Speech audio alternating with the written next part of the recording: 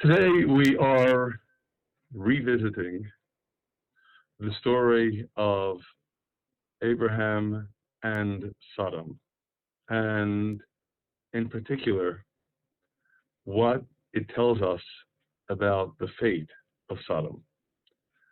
And of course, as you all undoubtedly recall, what it tells us is not pretty. So let's, at least initially, review the storyline as we read it in Genesis chapter 18, and then, of course, heading, we'll get to this a little bit later, into Genesis chapter 19.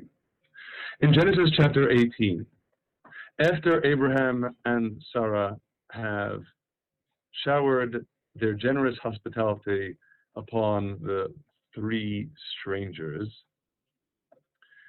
these men rose up and looked out towards Sodom. Looking out, the Hebrew in particular, Vayeshkifu, that has an ominous ring to it. And Abraham is going with them on their way. God says, "Shall I hide from Abraham that which I am doing?" And after presenting indeed Abraham's unequivocal righteousness that warrants God not hiding from Abraham what he is doing, God says in verse 20, "The cry of Sodom and Gomorrah is great, and verily their sin is exceeding grievous." I will now go down and see whether they have done altogether according to the cry of it, which is come unto me, and if not, I will know. And verse 22, the men turned from thence and went toward Sodom, and Abraham stood yet before God.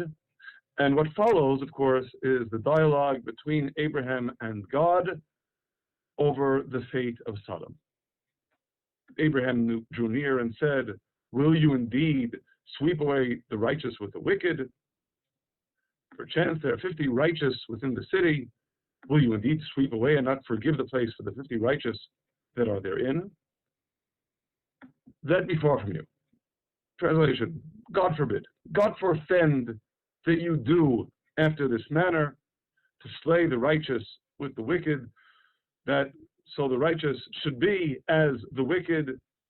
God forfend, shall not the judge of all the earth do justly?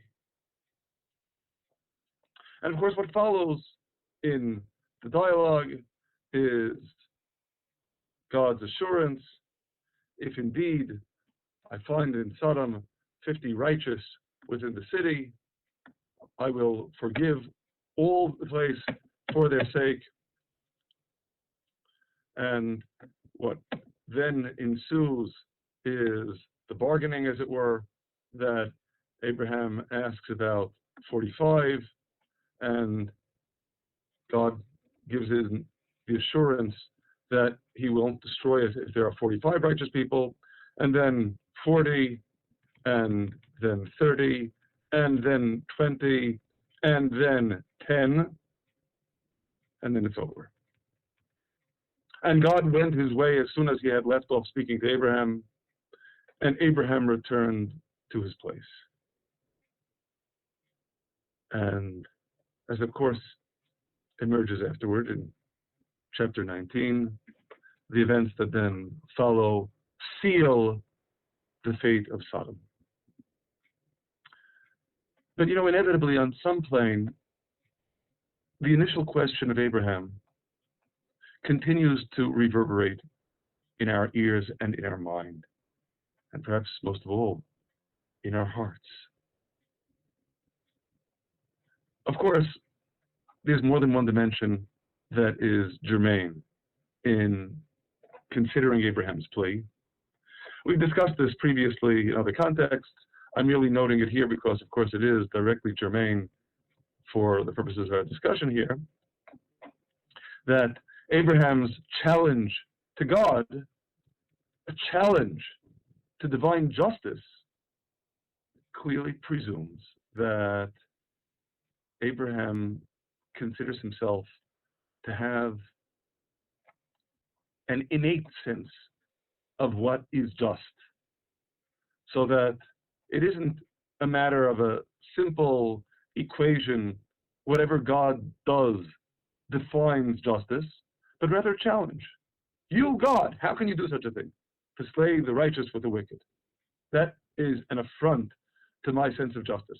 So, of course, inevitably, that is the major thrust of Abraham's statement. But concomitantly, we wonder, we ask ourselves, what about compassion? Why is that element of compassion, it would seem, so absent from the story? In order to answer this question, I think we need to do some basic Sodomite history. Now, of course, when I use the word history, I feel obliged to stress, and this is a point that we've discussed in other contexts as well, that the Bible, even when it reports historical events, is not a history book. The Bible reports whatever it reports in order to teach us, to instruct us. The Torah means teaching. It's there to teach us. And inevitably then, when we consider the record of Sodomite history, this is precisely the question we need to ask the Bible and ourselves. What are we supposed to learn from this story? So, returning to the first instance in which we encounter Sodom and its conduct in the Bible, in Genesis chapter 13, you may recall, Abraham has a problem with Lot. More specifically, there's a problem of Abraham's shepherds and Lot's shepherds. They're arguing, there's strife between them.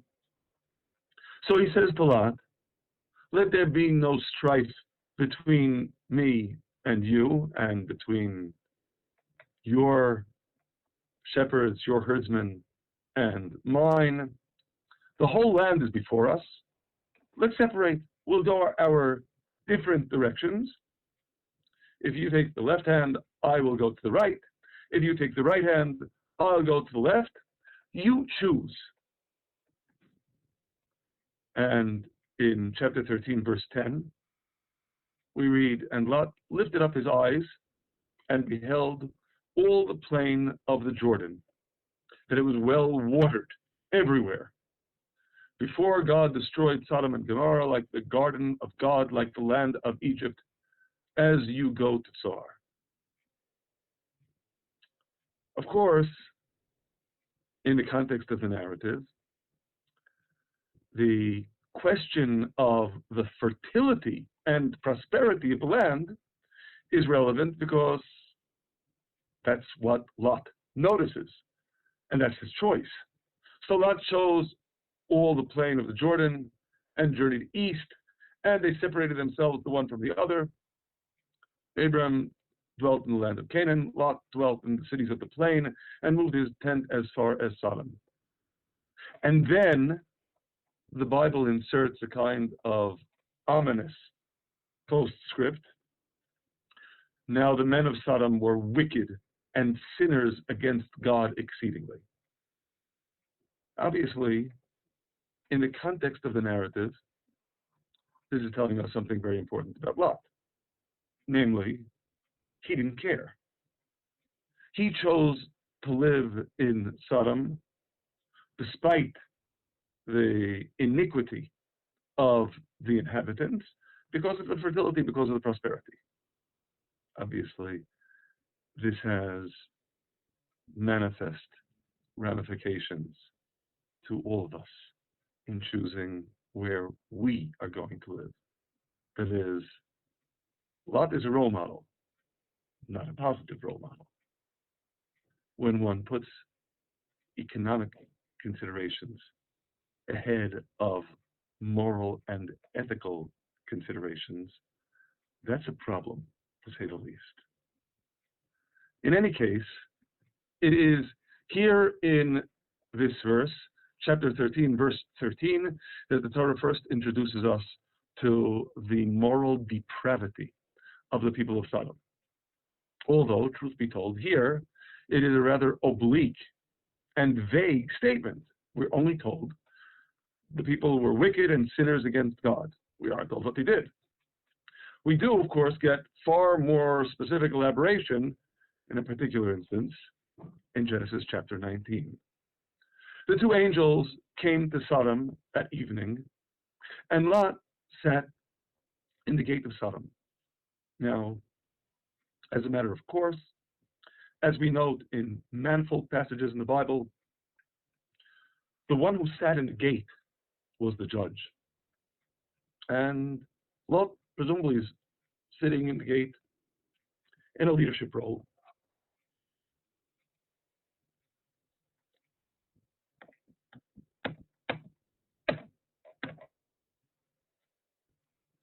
And he sees the angels and greets them as strangers. Behold now, my lords, turn aside, I pray you, into your servant's house, tarry all night, wash your feet, rise up early, be on your way. Initially, the angels demur, and in verse 3 we see he urged them greatly. So they turned into him, and they came into his house, and he makes for them a meal. And then the people of Sodom show their colors. Before they lay down, the men of the city, even the men of Sodom, compassed the house round, both young and old, all the people from every quarter. And they called to Lot and said to him, where are the men that came into you this night? Bring them out to us that we may know them. And, of course, knowing them in the biblical idiom has a very clear and very ominous connotation. And Lot went out to them and shut the door after him. And he said, I pray you, my brethren, do not so wickedly. And he very diplomatically tells them off. In verse 8, he makes an offer that makes us shudder. But be that as it may, he besieges them to these men do nothing for as much as they are come under the shadow of my roof. And their reaction, stand back. This one fellow came in to sojourn, and he will needs play the judge. Now he's judging us. He's telling us, do not so wickedly. Ooh, we will deal worse with you than with them. And they pressed sore upon the man, even Lot, and drew near to break the door. So, of course, in reading this narrative in chapter 19, we see the people of Sodom. We see their wickedness. We see their sinfulness. And yet, tantalizingly, the sinfulness and iniquity of the people of Sodom is a theme that recurs on a number of additional occasions in the Bible. And from the recurrences, it appears it wasn't simply the sort of despicable, abominable behavior that appears to emerge from the text in Genesis chapter 19. We know, of course, very well, at least in English, that the word sodomy is based upon the conduct of the Sodomites, or at least their aspirations, in Genesis chapter 19. But now consider what we read in Jeremiah chapter 23.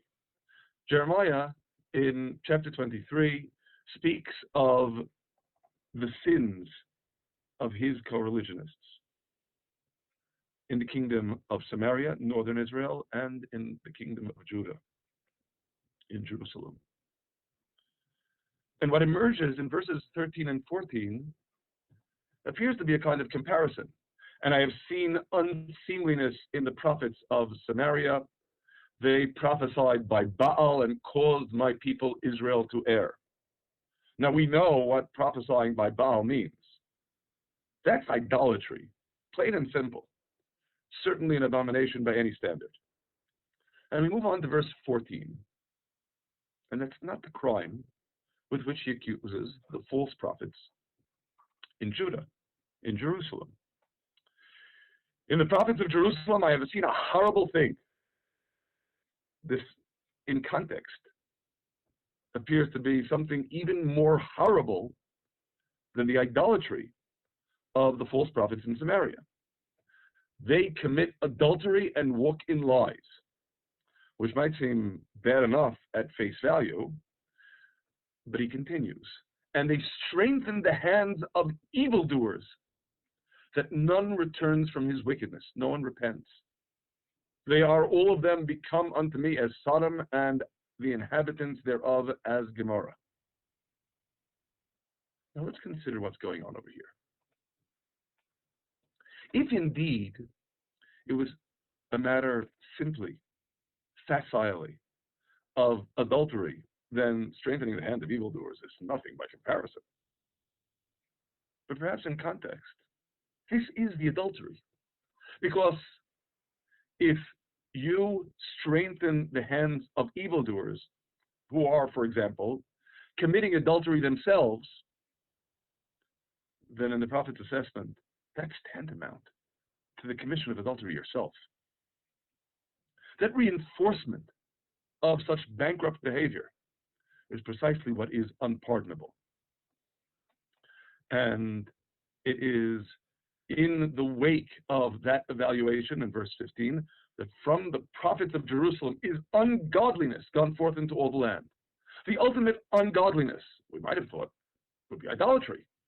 What emerges from the words of Jeremiah here is the ultimate ungodliness is when you reinforce evil in the hands of people who might otherwise have repented and now won't because of that reinforcement.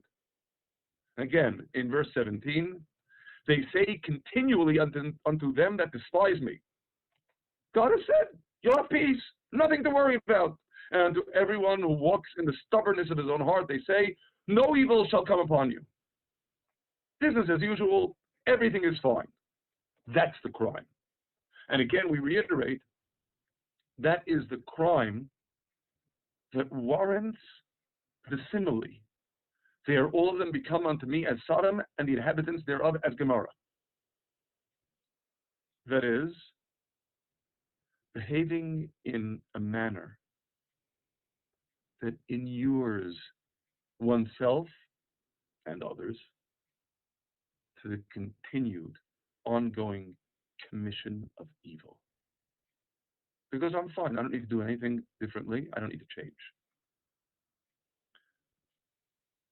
It is undoubtedly in a similar vein that we understand another indictment, here directly relating to the people of Sodom.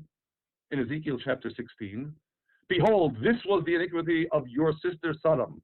Pride, fullness of bread, and careless ease was in her and in her daughters.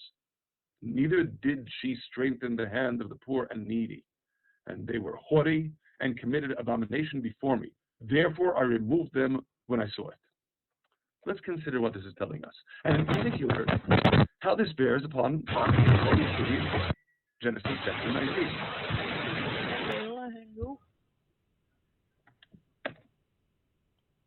According to what Ezekiel is telling us here, the core crime of which the people of Sodom were guilty was in their pride and fullness of bread and careless ease, they didn't strengthen the hand of the poor and needy.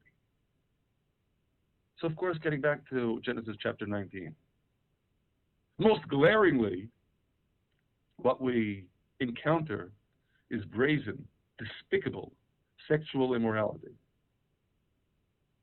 But in the prophet's assessment, ironically, that was merely means to an end. They might have even related sexual immorality as the abomination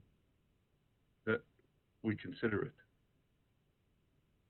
Maybe given social conditioning, they thought it would be okay. The agenda in justifying this plan to rape the strangers was, we don't want strangers here. We don't want wayfarers. We don't want indigents. We will do everything that we need to do in order to get rid of them. Because we have our prosperity. We have our wealth. And we don't want to squander our resources by strengthening the hand of the poor and needy. Now, of course, inevitably, in considering the implications of what we see in Ezekiel, we can't help but go back to what we saw in Genesis chapter 13. Remember the evaluation? That Lot lifted up his eyes and beheld all the plain of the Jordan, that it was well watered everywhere. It was fertile. It was flourishing. It was prosperous. Turns out that wasn't merely an ancillary observation independent of the moral assessment of the people of Sodom as wicked and sinners. It had a lot to do with their wickedness and sinfulness, because what it amounted to was the basis, on the one hand, of the divine summons to use their wealth productively in doing acts of kindness, generosity for those in need. And on the other hand, because they didn't, because having been given this opportunity, we've noted this many times, opportunities that are granted by God always impose responsibility. They shirk their responsibility. For them, then, the prosperity was a challenge they failed. And therefore, it was an indictment. We're familiar with this sort of phenomenon in other contexts as well. That is, we might well consider here the observation in Ecclesiastes chapter 5, verse 12. There is a grievous evil which I have seen under the sun, namely, riches kept by the owner thereof to his hurt. Now, the owner may not know that those riches are only harming him. But when you have that opportunity and you shirk the responsibility, wealth becomes an indictment. And that's what happens here. They had the wealth, they had the prosperity, they had the opportunity. And under such circumstances, note, it's not just sins of commission that are actively prosecuted, that are punishable. It's also sins of omission. You could have done something productive, and you just sat there passively and didn't do anything.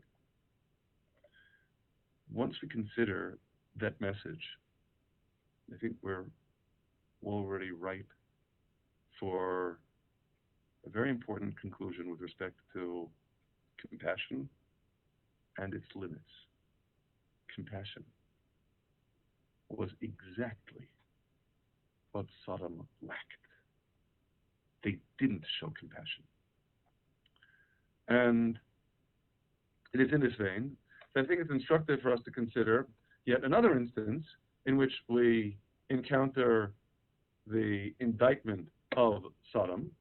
In Isaiah chapter 3, the prophet speaks of the ruin of Jerusalem and of Judah, and invoking the simile of Sodom. In Isaiah chapter 3, verse 9, the show of their countenance witnesses against them, and they declare their sin as Sodom. They hide it not. Woe unto their soul, for they have wrought evil unto themselves. That tells us a lot. What goes around, the old saying goes, comes around.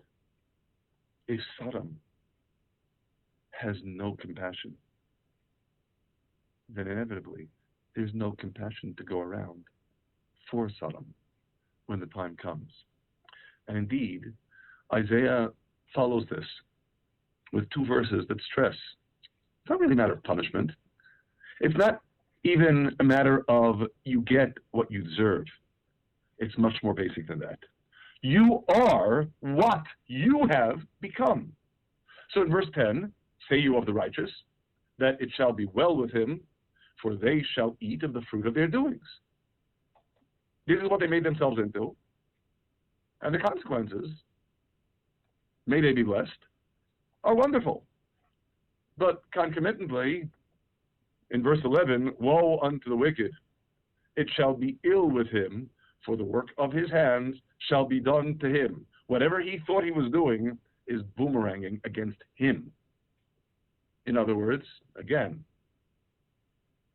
the absence of compassion with respect to Sodom is precisely the absence of compassion for which they themselves are responsible.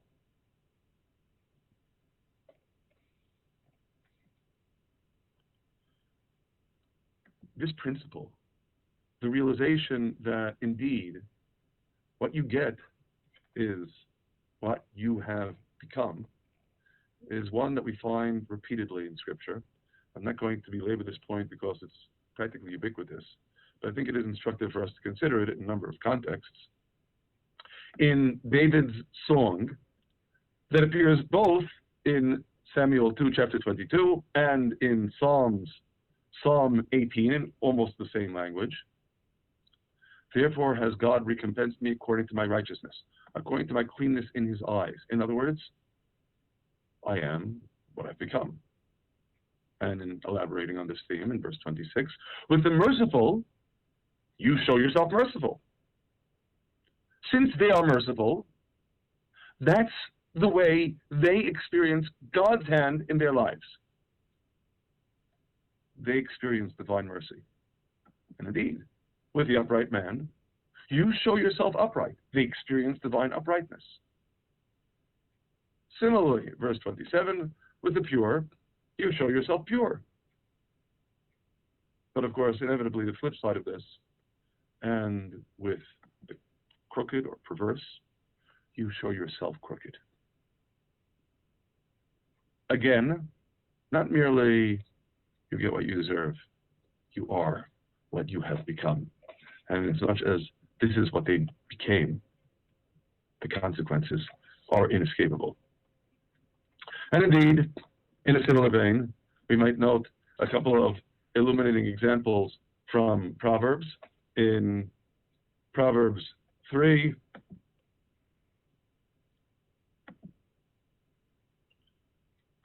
if it concerns the scorners, he scorned then. That is, again, they'll experience God as a scorner. Unto the humble, he gives grace. The wise will inherit honor, because that's what they are. As to the fools, they carry away shame, because that's what they are. And similarly, in Proverbs chapter 13, righteousness guards him who is upright in the way. In other words, the protection, as it were, bestowed upon the righteous is the protection of the righteous's own righteousness. And conversely, wickedness overthrows the sinner. Evil pursues sinners. What evil? Well, of course, the evil that they perpetrated, but it continues to pursue them. To the righteous, good shall be repaid. And in a sense, as a continuation of this theme, skipping to verse 24, a well-known verse in Proverbs, he who spares his rod hates his son. that he who loves him chastens him, disciplines him early. I'm emphasizing this verse in particular, both because of the obvious association, that is, again, you are what you have become, and in particular with the heightened sensitivity that we should have from the foregoing overview of what Sodom was like. That when you take it easy, resting easy is the ultimate indictment. The folks in Sodom had everything. And because they had everything, because they felt that that bounty excused their withdrawing from any kind of responsibility to society, that more than anything else was their undoing. Now, of course, inevitably we recognize challenges apply to each and every one of us. God gives each of us a different set of material wealth, spiritual wealth, resources, because he puts each and every one of us into this world with a purpose. And we are exquisitely, precisely calibrated in the gifts that God gives us to face our challenges and to discharge our responsibilities and to accomplish our mission in the world. Everyone gets a different set of gifts. We might think that the challenge of the Sodomites in having such tremendous material bounty is a nice challenge to have. But obviously things are not necessarily so easy. Because we recognize again that whatever you are determines what you get. You are what you make yourself into. And indeed, in this vein, we should note further the words of Jeremiah. I, God, search the heart and try the reins, even to give every man according to his ways, according to the fruit of his doings. And we reiterate, to folks in Sodom, their ways in practice were no compassion. Those are the ways that God is well. It's not because God, as it were, specifically withholds from them his bounty. Rather, on the contrary, he gave them the gifts. But what becomes of those gifts ultimately is up to us. As expressed in Isaiah, in chapter 30, verse 18, therefore will God wait that he may be gracious to you, and therefore will he be exalted, that he may have compassion upon you. God wants to shower us with his grace and his compassion. And he's waiting. He's waiting for us to make ourselves recipients. But he's waiting. Because ultimately, this is something that he has placed in our hands. And it's our responsibility. Indeed, we should note in this vein that in Job, this realization is in itself the rebuttal of those who think that God does purposefully commit wickedness or iniquity.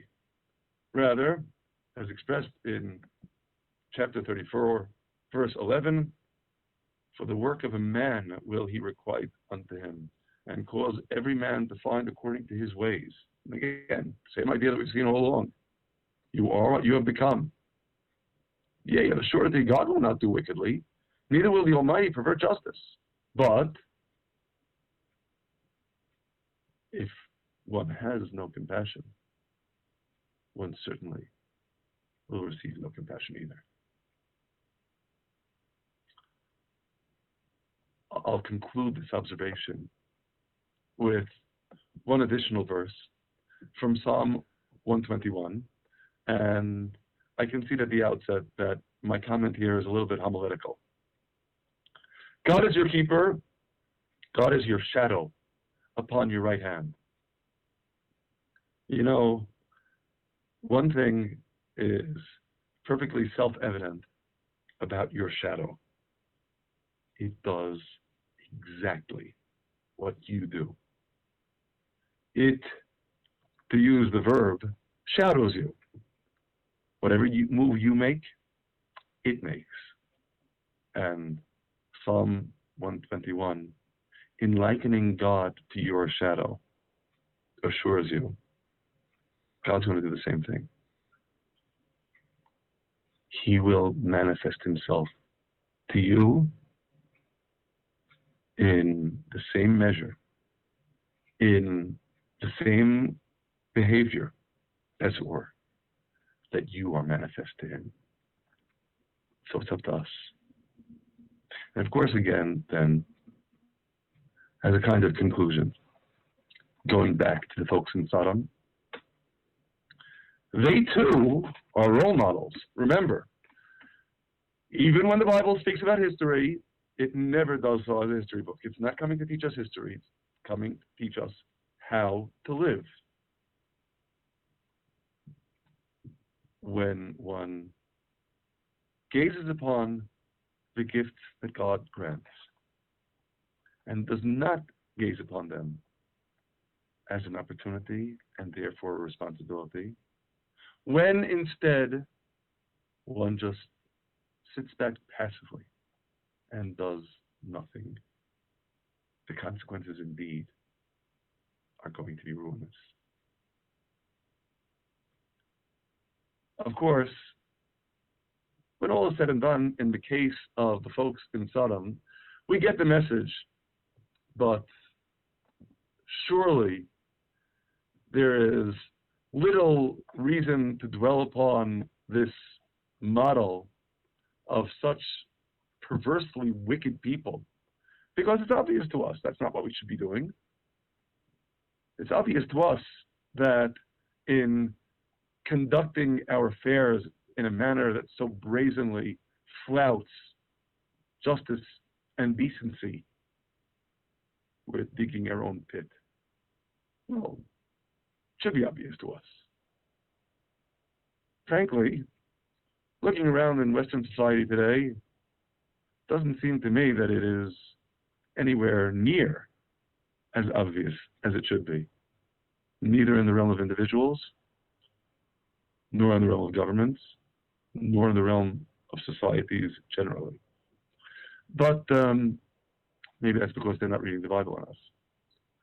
There's an additional dimension, however, that pertains to Sodom that also has a lot to do with compassion, and has a lot to do with whether one is going to passively sit by and just accept,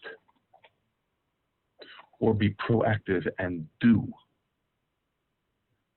And while considering the role model of the folks in Sodom may strike us as an obvious lesson to be learned, there's a much more subtle message that I feel obliged to append to it when we consider what the Bible tells us more broadly about the fate of Sodom, and indeed the fate of others in the calamitous ends that came upon them.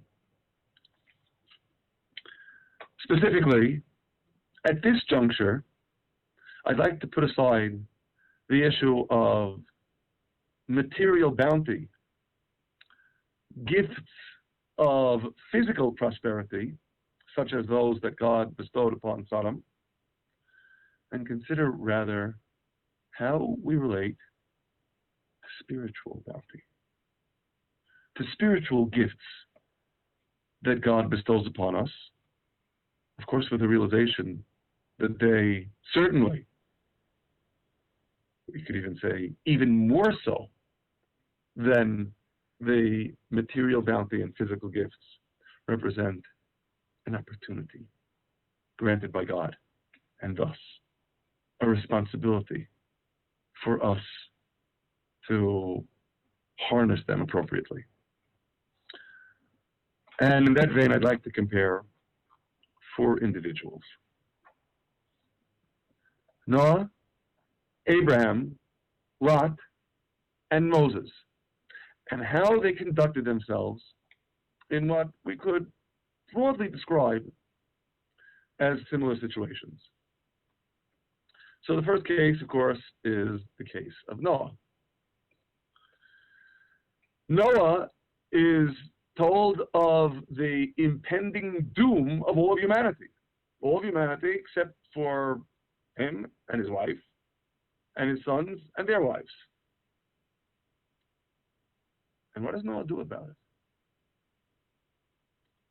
This is a striking message that emerges in Isaiah chapter 54. You know, there are some people who relish the opportunity to have their name etched in big letters on a plaque that memorializes them. Well, in Isaiah chapter 54, verse 9, we read about the plaque that is Noah's epitaph, the waters of Noah. The flood that destroyed humanity in this verse is twice described as the waters of Noah. Not exactly the kind of plaque that most of us would like to have as memorials. Why is the flood called the waters of Noah? But of course, we know the answer. I kind of already intimated it. What did Noah do to prevent the flood when God told him about it? There was a divine warning. There was a divine summons to build the ark. What about preaching, conveying a message, getting the word out? Something. He's building a big boat, according to the implication of the scripture. He's building this boat for 120 years. It's not apart from that. God's told him the fate of humanity is in the balance. Noah, what are you going to do about it? And Noah does nothing. Okay, God, you're the boss. You want to destroy humanity? I'm passive. I have my little niche of spirituality, my communion with God. As for the rest of humanity, to Noah doesn't make a difference. That's my first case. And indeed, in this regard, Noah failed, and he has the flood called by his name to his everlasting shame. And the next example is Abraham. So what happens with Abraham? We already saw what happens with Abraham.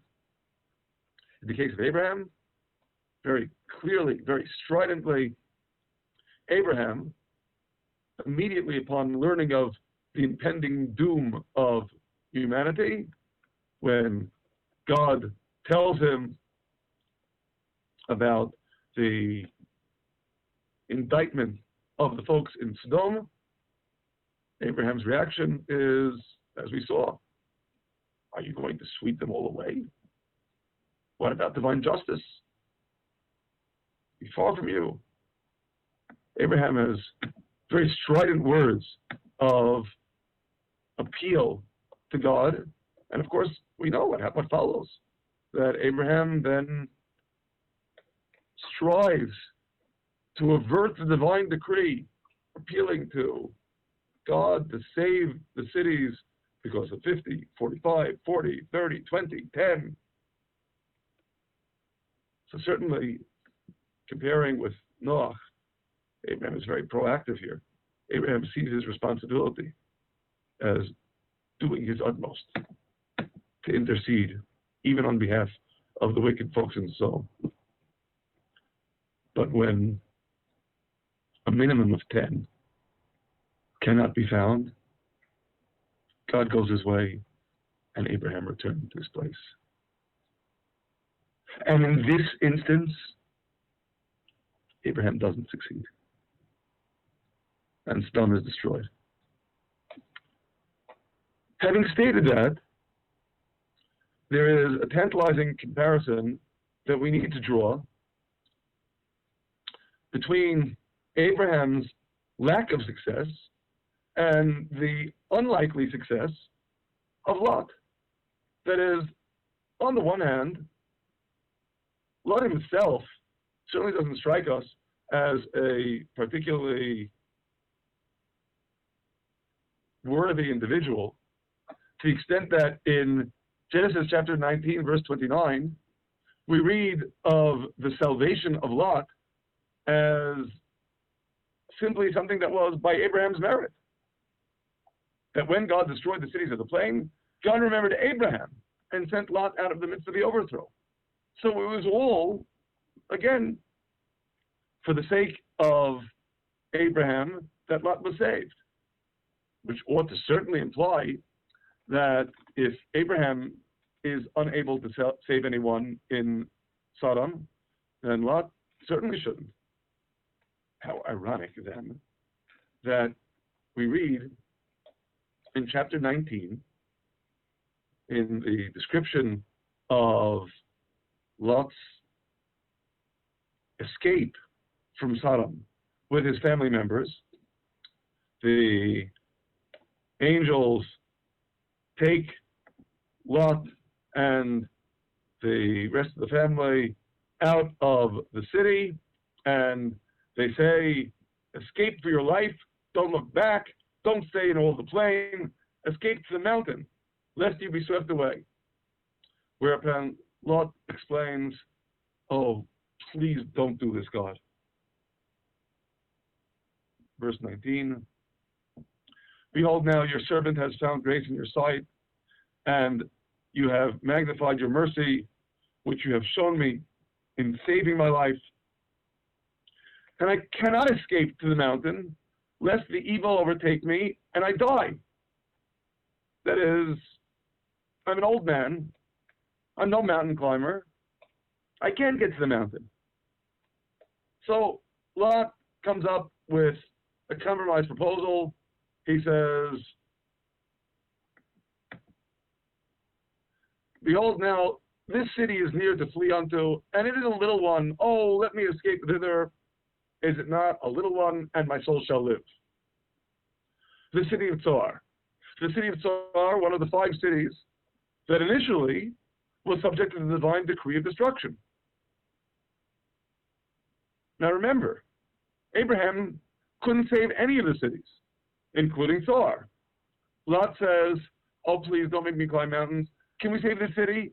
And immediately, on the spot, he said to him, see, I have accepted you concerning this thing, that I will not overthrow the city of which you have spoken. Hasten there, for I cannot do anything till you come there. Therefore, the name of the city was called Zoar, and Zoar is saved.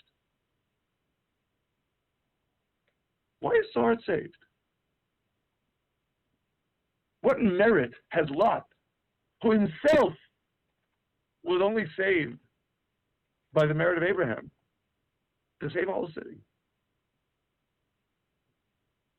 And I think it's critical for us to face up to the answer here. Abraham's beseeching God's compassion with respect to the inhabitants of Sodom and all the other cities was truly, sincerely sticking his neck out on their behalf. But at the end of the day, Abraham has a home to which to return. And indeed, that's precisely what happens at the end of the story. As we saw, at the end of all the bargaining in order to save the people of Sodom. And God went his way as soon as he had left off speaking to Abraham, and Abraham returned to his place. That's a luxury that Abraham has that Lot doesn't. Lot doesn't have any other place. He doesn't have any place to go back to. That is, in this vein, recalling again that the essential problem of Sodom as well was the lackadaisical attitude of, we have everything and we don't need to do anything. So long as you can still hold on to some sense of stability and calm. I'll strive, I'll even struggle, but only to a point. That point, of course, for the Sodomites was 0. But Abraham, too, strives and then relents. So far as Lot is concerned, giving up isn't an option. Lot, in effect, says to God, God, you've done me this tremendous act of grace in saving my life. Well, the only way my life is going to be saved now, since I can't get up to the mountain, is if you save not only me, but also this whole city. And so God says, okay, I'll save the city. If you have so utterly conjoined your fate to the fate of that city, that even if that city is totally unworthy of salvation, and even if you're not all that worthy yourself, but you have been deemed worthy of being saved, then by your conjoining your fate to the fate of the city, you save the city. Because you're not sitting back passively, enjoying the gifts that God has given you, spiritual or material. You are rather seeing them as a summons, as a responsibility, something you need to do. That, of course, is with respect to Lot. And the measure of success that Lot has, that in a way, exceeds that of Abraham. But I mentioned a fourth role model of consideration who brings this message to its ultimate fruition, and that's Moses. God tells Moses that the people have sinned. This is in Exodus chapter 32, the sin of the golden calf. And Moses appeals to God's compassion. In verse 31, he returned to God and said, oh, this people have sinned a great sin and have made them a god of gold. But now look at verse 32. Yet now, if you will forgive their sin, fine. And if not, blot me, I pray, out of the book that you have written. What is he saying? No, in fact, what he's saying is, you have deemed this people worthy of extirpation. And by consequence, you said you're going to destroy them and make me into a great nation. Well, I'm not going to let you. I am so utterly conjoining my fate to the fate of this people. If you don't forgive them, if you destroy them, I'm first. Blot me out of the book that you have written. Further amplifying this theme, in Exodus chapter 33, in verse 12, Moses says to God, see, you say to me, bring up this people. You haven't let me know who you will send with me. Even though you said, I know you by name and you have found grace in my sight. And therefore, I pray you, if indeed I have found grace in your sight, show me your ways, that I may know you, to the end that I might find grace in your sight, and consider this nation is your people. And God says, my presence will go with you, and I will give you rest. And Moses says to God, well, your presence better be going with us. If your presence does not go with me, don't bring us up to the land. Forget it. The whole mission is finished. For wherein now shall it be known that I have found grace in your sight, I and your people, is it not in that you go with us? So you've got to go with us. Sin, no sin, you don't have a choice. I am so utterly conjoining myself to the fate of this people. Whatever you do to them, you have to do to me. And Moses saves all of Israel with this argument. If at one end of this scale is the wickedness and depravity of Sodom, in saying, we have everything, and we don't need to do anything. The opposite end of the spectrum is Moses saying, I don't care what I have. I am conjoining myself to the fate of my people. And if you don't give them everything, I don't want anything. And that's what God had in fact summoned of Moses. It wasn't really that the verdict had been issued. It was that God was giving Moses this challenge. This challenge to stand in the breach. This challenge to recognize, really, you should never be passive. You should never sit back and accept and be the recipient as opposed to the doer, the active one, the one committed to make the change. Because God didn't put us in this world in order to just sit back and relax. That's what the Sodomites did. And you see what happened to them. They weren't allowed to stay in this world. Because that's not what this world is for.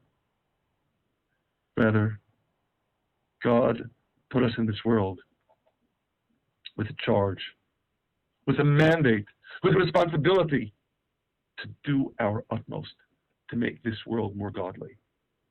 Recall again the similes to Sodom in the words of the prophets. Those were indictments over not doing anything to make the change. The indictments over things are good enough the way they are. The indictment over we don't really need to do anything terribly active right now, do we? That was the indictment. And we are summoned to respond to that challenge by saying, yes, we are. We get the message loud and clear. God has taken us on, as it were, as his junior partners, given us a summons to fix up the world. And that then is the challenge with which this whole enterprise concludes. We started out the fate of Sodom, compassion and its limits, because you get what you are. You are what you have become. What we appreciate more than anything else is what God wants us to become is his junior partners, never satisfied with what is, always sensing the obligation to do more to make this world a more godly place. God bless you.